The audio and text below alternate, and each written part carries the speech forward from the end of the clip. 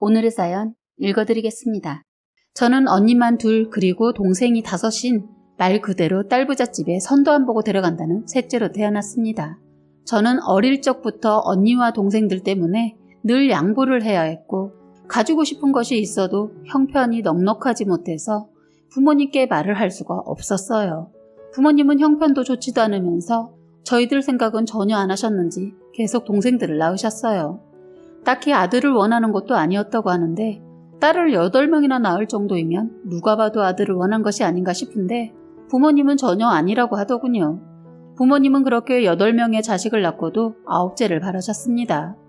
엄마가 몸에 이상이 오면서 더 이상 동생은 없었지만 만약에 엄마의 건강이 허락이 되었다면 동생이 더 있지 않았을까 싶네요. 엄마는 나중에서야 그런 말을 하시더군요. 아빠를 위해서 솔직히 아들 하나 낳아주고 싶었다고. 엄마는 당신이 아들을 꼭 원해서가 아니라 아버지를 위해서 친구 같은 아들을 선물해주고 싶었다고 하시면서 아쉬워하셨어요.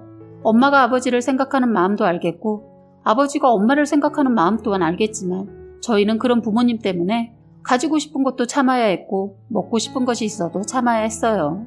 저희 자매들은 안타깝게도 서로 미워하고 눈치 보면서 자기 몫은 스스로 챙겨야 했어요. 싸움은 언제나 너무나 쌀벌할 정도였습니다. 자매끼리 자란 사람들이거나 형제 많은 사람들은 공감하지 않을까 싶네요. 부모님들은 저희 싸우는 거 보시면서도 하시는 말은 서로 의지할 수 있는 형제들을 만들어줘서 뿌듯하다고 하셨는데 전혀 저희는 그렇지 않았습니다. 좋은 기억보다 서럽고 힘들었던 기억밖에 없더라고요. 그렇게 저는 언니들한테 밀리고 동생들한테 밀려서 제대로 된 것을 받아본 기억이 하나도 없습니다. 너무나 가난한 삶이 싫었고 동생들이 많은 것도 지긋지긋했어요. 지금도 공부를 계속하고 있는 동생들도 있고 성인이 되어서 가정을 이룬 언니 동생도 있지만 서로 잘 보고 지내지도 않습니다. 부모님이 원했던 그림은 아닌 것 같아요. 저는 이런 친정의 환경이 싫어서 사회생활을 일찍 시작했는데 그때 신랑을 만났습니다.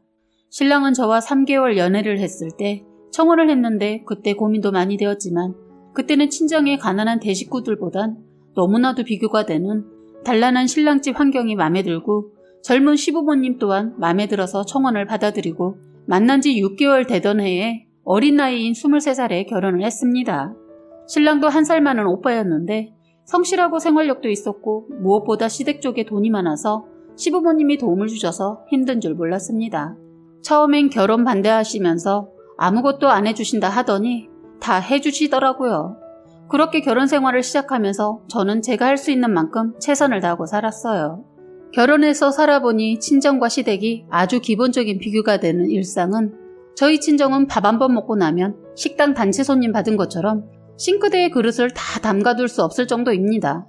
그런데 시댁에서 밥을 먹고 치우려고 하는데 설거지라고 할 수도 없는 양이더라고요. 시어머니는 설거지가 많다고 걱정을 하셨는데 저는 그 정도는 껌이더라고요.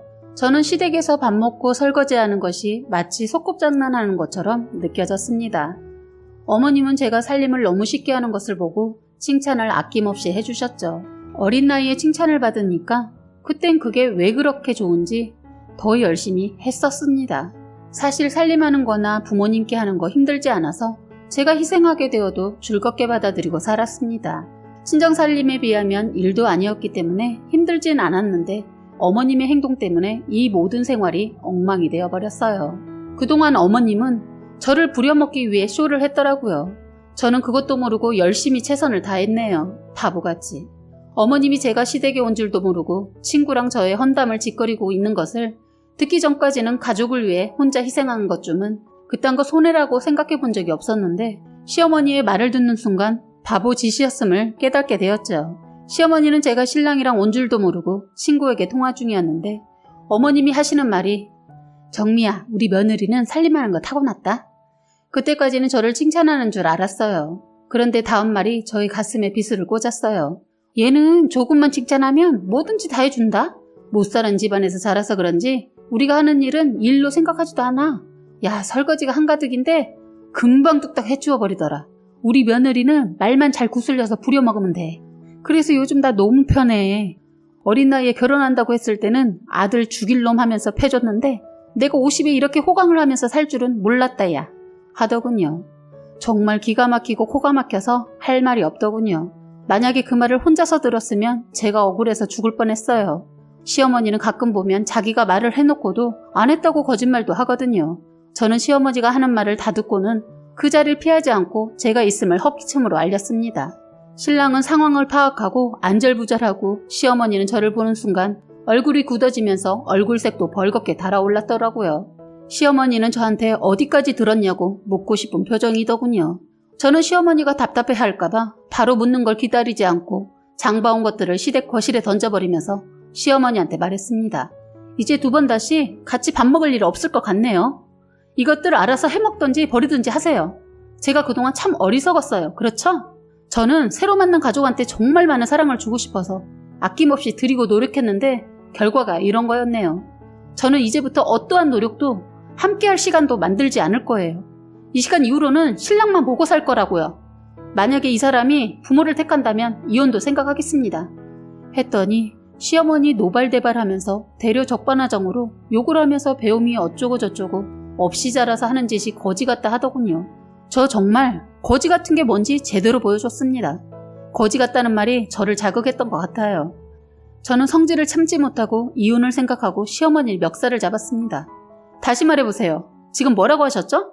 제가 거지 같다고 했나요? 그럼 거지가 화나면 어떤지 보실래요? 했더니 시어머니도 저의 머리채를 잡으려고 하더군요. 저보다 힘도 없고 키도 작아서 그런지 허우적대기만 하더군요. 그리고 제가 그날 긴 머리를 틀어 올린 똥머리를 해서 시어머니 어떠한 수도 쓰지 못하고 저한테 당했지요. 신랑은 이미 제 성격을 알고 있어서 그런지 말리다가 이러지도 저러지도 못하니까 시아버지한테 전화를 하더군요. 그런데 시아버지는 이보다 더 급한 일이 있었는지 전화를 무시하고 끊어버리더군요. 시어머니는 고함을 치면서 며느리가 시어머니 잡는다고 소리소리 질러서 시어머니를 거실 바닥에 밀쳐버렸어요. 그러면서 저는 신랑한테도 말했어요. 너 지금 나 따라 나서지 않으면 너랑도 끝인 줄 알겠어. 했더니 이놈 저한테 푹 빠져서 헤어나오지 못한 놈이라 울고불고 분해서 난리가 난 자기 엄마를 두고 저를 따라 나섰습니다. 엄마 미안해, 나 갈게. 시어머니 저를 따라 나서는 아들한테 미친놈, 그래 네 여자가 그렇게 좋으면 가라, 가. 자식 딱 필요 없어. 당신 몸을 치면서 울더군요. 신랑도 제가 이렇게까지 하는 것을 뭐라고 말 못하는 게 그동안 제가 헌신하면서 정말 많이 부모님을 생각하고 아끼면서 저희 부모님보다 더 잘해드렸다는 것을 누구보다 더 잘 아는 사람이라 제가 자기 엄마 멱살 잡는 것을 말리긴 했지만 자기 엄마한테 상처받은 저를 뭐라고 하진 못하더라고요. 저는 뒤따라 나선 신랑과 함께 집으로 왔습니다. 나중에 시아버지 전화 오셔서 시어머니 멱살 잡은 것 때문에 한바탕 난리가 또 났지만 시아버지 이 일보다 더 급한 일이 터져서 제가 한 일에 관해서는 끝까지 따질 새도 없었습니다. 가족들 모르게 바람을 피우고 있었는데 세상에 바람을 무려 1년을 넘게 피워오고 있었다고 하네요. 1년을 속은 시어머니가 둔한 건지 제대로 속인 시아버지가 대단한 건지 모르겠더군요. 바람을 알게 된 것은 아버님의 내연녀가 임신을 했다면서 시어머니한테 이혼을 해줄 것을 요구했다는 겁니다. 그 말 듣는데 참 말도 안 나오고 시아버지가 너무 싫더라고요. 그동안 몰랐던 아버님의 바람에 대해 이번에 알게 되었는데 제가 결혼하기 전 몇 년 전에도 시아버지 어린 여자를 임신시켜서 큰일 한번 치룬 적이 있었다더군요. 그런데 이번에 웬만해서는 떨어지지 않을 것 같은 여자가 걸려서 2분 다 곤욕을 치르고 있는 것 같더라고요. 그래서 아버님이 바람핀 것 때문에 제가 한 행동에 대해 아무도 거들먹거리지 않았어요.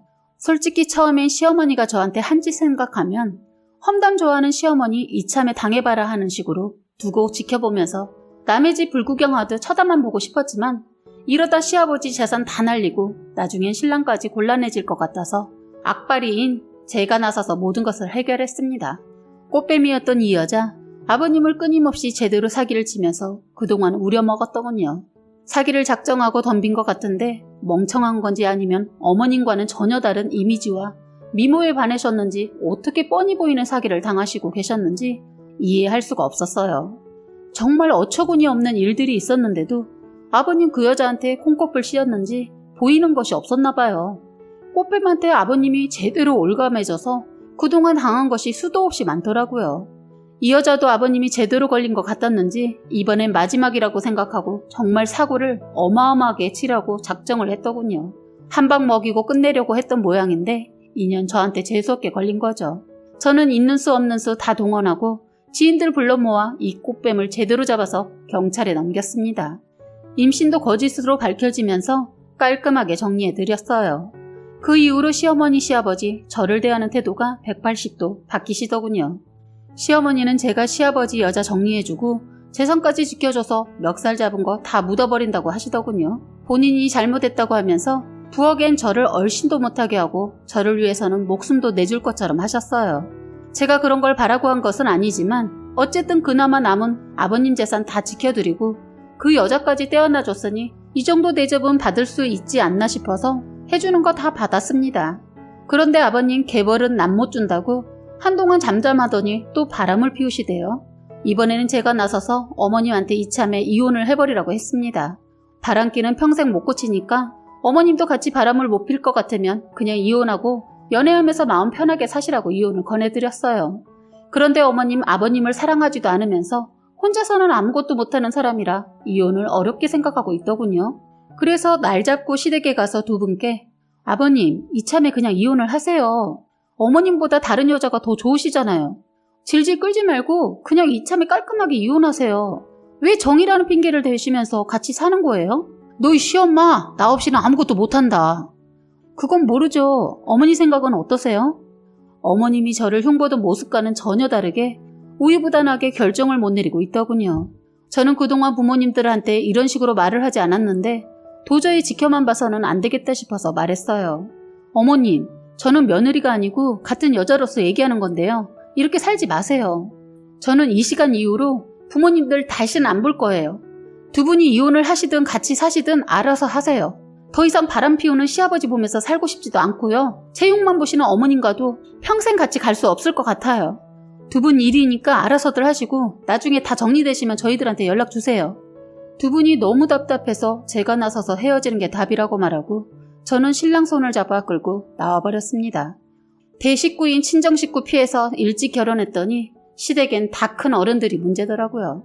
저는 정말 그 이후로 두 분이 알아서 하시라 하고 연락도 끊고 살고 있었습니다.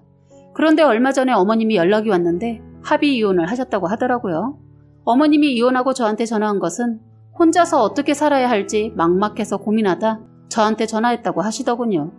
그렇게 흉을 보더니 힘들 땐 저를 찾네요. 미운정이 뭐라고 시어머니 앞으로 살아가는 데 필요한 계획을 화끈하게 세워드리고 왔네요. 지금은 어머님 이혼하고 위자료 받아서 자그마한 가게 하고 있고 아버님은 젊은 여자한테 미쳤는지 연락 두절됐다고 하더군요. 어머님은 혼자서 못 살 것 같다고 하시더니 이젠 씩씩하게 잘 살아가고 있으시고 고민되는 일 있으면 자꾸 전화를 하시네요. 아버님과 헤어지고 나서는 자꾸 저한테 의지하세요. 옛날 일 생각하면 도와드리고 싶지 않은데 제가 편하려고 그냥 예전 일은 묻어두고 시어머니한테 한 번 더 기회를 줬습니다. 다시 옛날 같은 일 있음 그땐 얄짤없이 다 자를 겁니다. 시아버지는 이제 저희들 삶에서 끝인 것 같아서 인연 끊고 살려고 합니다. 재산 다 탕진하면 정신 차리실런지 답답하네요. 그래서 아버님한테 문자 하나 남겨드렸습니다. 아버님은 이기적이고 자기밖에 모르셔서 하고 싶은 거 다 하시면서 사시고 계시는데 행여나 나중에 힘없고 돈 필요할 때 저희 찾지 말아주세요. 라고 문자를 보냈어요. 혹시나 딴짓하고 계시다가 문자 못 보실까봐 10번 연달아 보내드렸습니다. 확인을 하시고 알겠다라는 문자를 보내셔서 그걸 저장해뒀네요. 시어머니랑 신랑한테도 아버님한테 보낸 문자와 거기에 답변까지 온 것을 전송해줬어요. 나중에 정말 연락 와도 모른 채 하려고요. 솔직히 마음은 끝까지 연락이 오지 않기를 바랄 뿐입니다. 어머님도 이젠 아버님이 귀찮다고 하시더군요. 요즘은 친구처럼 지내는 분도 만나시더니 연락도 뜸하네요. 이젠 제발 두 분이 신경 안 쓰게 사셨으면 합니다. 남자친구는 지인의 소개로 만났습니다. 저희는 서로 마음이 통해서 빠르게 사랑이 싹트게 되었어요. 연인이 되면서 서로에 대한 궁금증 때문에 그 당시 한 번 전화를 하면 최소 1시간 이상은 통화를 한 것 같습니다. 저희는 주말에 만나면 영화도 보고 맛집도 찾아다니면서 즐겁게 연애를 했습니다. 그렇게 여행을 계획하고 떠났다가 첫날 밤을 같이 보내게 되었어요. 그 후로 더 가까워져 깨알 같은 사랑을 더욱 키워갔습니다. 그런데 어느 날 남친과 같이 밥을 먹으러 식당에 갔는데 음식이 나오자마자 순간 찌개에서 나는 냄새가 너무 역겹고 헛구역질이 나오더라고요. 남친은 깜짝 놀라며 왜 그러냐고 하였고 저도 모르겠다고 말했죠. 요즘 몸이 무겁고 피곤하다고 했더니 남친은 그날 조심스레 혹시 모르니 임신 테스트기로 확인해보자라며 저에게 말을 하더군요. 그런데 그 결과 바라지 않았던 임신이 되었더라고요. 24살이지만 아직 학업을 마치지 못해서 임신을 받아들이는 것이 너무 당황스러웠어요. 몸이 경직이 되어 오빠에게 어떻게 하냐고 울먹였더니 30살인 오빠는 저에게 책임을 지겠다고 하며 저희 부모님에게 말씀을 드리자고 했습니다. 제가 먼저 저희 부모님께 말씀을 드렸는데 아주 난리가 났습니다. 아직 학생 신분인 나이에 임신한 것에 부모님은 화를 엄청 내시고 오빠 나이를 듣고 더 뭐라 하시면서 일단 오빠를 보자고 하셨어요. 오빠는 대학교를 나와 좋은 직장을 다니고 있었기 때문에 다행히 부모님은 반대를 하지 않으셨고 무엇보다도 오빠가 책임을 지려고 하는 모습이 마음에 들었는지 부모님은 일단 허락을 하는 방향으로 말씀해 주셨어요. 그리고 난 후 임신을 이유로 양가 부모님이 서로 말이 오가게 되면서 상견례 약속을 잡기로 하였습니다. 상견례를 하기 전 오빠 쪽 부모님을 찾아뵀습니다. 두 분 다 저를 보고는 탐탁지 않은지 표정이 좋지 않으셨어요. 그렇지만 저에게 말을 아끼시는 듯 크게 기분 나쁜 말씀은 하지 않으셨지만 뭔가 싸한 느낌이 있긴 했어요. 그리고 상견례 날이 되어 오빠와 저 그리고 양가 부모님이 한자리에 모이게 되었습니다. 저희 부모님도 마찬가지겠지만 오빠네 부모님도 갑작스러운 임신과 결혼의 말이 오가는 상견례 자리에 오셨기에 양쪽 부모님 모두 얼굴 표정은 밝지만은 않았습니다. 저도 두려운 마음이 앞서 있었고 오빠도 저 같은 마음이었겠죠. 식사를 하며 이런저런 이야기를 하고 결혼식장은 어디로 잡을지 신혼집은 어디로 해야 하는지 여러 가지 이야기가 오가게 되면서 술을 드시면서 점점 편안하게 이야기를 나누게 되었습니다. 그런데 문제는 그렇게 술도 드시면서 이야기를 하다가 오빠네 어머니가 하시는 말씀이 아무리 요즘 시대가 바뀌었다고 하지만 결혼 전 혼전 임신이라니 전 저희 집안에 이런 일이 있을 줄은 꿈에도 몰랐네요. 친척들한테 뭐라고 말을 해야 할지 참 속이 상합니다. 그러셨어요. 저희 아버지는 하나밖에 없는 딸이 덜커덩 임신을 하였으니 얼마나 더 속이 상하셨을지 잘 알고 있었습니다. 그런데 저렇게 이야기를 하니 아버지도 기분이 썩 좋지만은 않으셨나 봐요. 아니 남자가 여자를 위하고 결혼을 생각했다면 조금 더 조심을 했어야지. 귀하게 키운 하나밖에 없는 딸이 이렇게 갑작스럽게 임신을 했다고 하니까 저는 속에서 천불이 납니다. 이렇게 조금씩 서로의 속에 있던 말들이 오가게 되면서 언성이 좀 높아지기 시작했네요. 사실 제가 임신인 거 알고 바로 저희 부모님께 먼저 말씀드리고 하루 차이로 오빠도 부모님께 말씀을 드렸어요. 그런데 제가 찾아뵙기 전에 오빠 부모님은 엄청 시간을 미루었어요. 그리고 상견례 날짜도 자꾸만 미뤄서 임신 3개월 만에 상견례를 진행하게 된 거였어요. 아무튼 이런 일이 오가며 오빠네 어머니가 하지 않아도 되는 속마음을 계속 말씀하시는 거예요. 여자가 함부로 몸을 걸리니 그렇게 임신이 되는 거지. 너는 우리 아들이 첫 남자가 맞긴 하니? 이런 황당한 말을 하시대요. 저희 아버지는 더 화가 나셔서 아니 지금 저희 딸이 어쩌고 저쩌요? 저희 우리 딸 그렇게 함부로 키우지 않았습니다. 어디서 그렇게 함부로 말을 하십니까? 지금도 그러시는데 결혼하고 나면 얼마나 더 힘들게 하시려는 겁니까? 이렇게 언성이 높아지고 오빠네 어머니는 드시던 수저를 던지시고 저희 아버지도 상에 있던 그릇이며 먹던 거를 손으로 다 밀어버리시고 아주 난리가 났고 말리지 않으면 큰 싸움이 될 것만 같았습니다. 이런 상태에서 과연 제가 결혼을 할 수 있을지 확신도 없었고 내가 왜 이런 상황까지 만들었을까라는 생각을 하며 제가 바보 같았고 멍청했다라고 느껴졌습니다. 그렇게 저와 오빠는 부모님들을 말리는 도중 미처 바닥에 있는 쟁반을 보지 못한 저는 그걸 밟고 미끄러져 버렸습니다. 그런데 그때 잘못이 되었던 것 같아요. 피가 흐르고 저는 정신을 잃어버렸습니다. 눈을 뜨니 병원이었고 제 곁에는 부모님이 계셨는데 눈물을 흘리면서 계셨습니다. 이야기를 듣는 저는 큰 충격을 받았습니다. 뱃속의 아기는 유산이 되어 응급수술을 하였고 자궁에 문제가 있어 이제 임신을 할 확률이 굉장히 희박하다는 소리를 들었습니다. 저는 눈물밖에 나오지 않았습니다. 임신을 할 수 없다는 것보다 뱃속에 있는 아이가 사라졌다는 사실을 믿을 수가 없었습니다. 부모님은 힘들어하는 저에게 뭐라 하지 않으시고 그저 조용히 저를 챙겨주셨습니다. 저는 퇴원 후 연락이 없었던 오빠에게 연락을 하였습니다. 입원해 있는 동안 연락 한 번 없었던 사람. 무슨 일이 있는 걸까? 우리 아기가 잘못된 건 알고 있는 건가? 여러 가지 생각을 하며 연락을 했습니다. 오빠와 만난 저는 우리 아이 유산됐어. 나 임신 못할 수도 있을 것 같아. 라고 했더니 그날 아버님이 너무 오버하셨어. 어떻게 상견례 자리에서 그러실 수 있어? 라고 하는데 저는 너무 두려웠고 지금 이 남자 앞에서 나오는 말을 도무지 이해할 수 없었어요. 지금 서로 잘못을 했었고 우리 아이가 잘못됐다는데 누구의 잘잘못을 따지고 있는 것인지 너무 화가 났습니다. 오빠는 지금 누가 잘못한 거 따지러 나온 거야? 그게 중요한 일이야? 라고 했더니 우리 부모님은 이 결혼 못 시킨다고 하셨어. 너네 집도 마찬가지 아니야?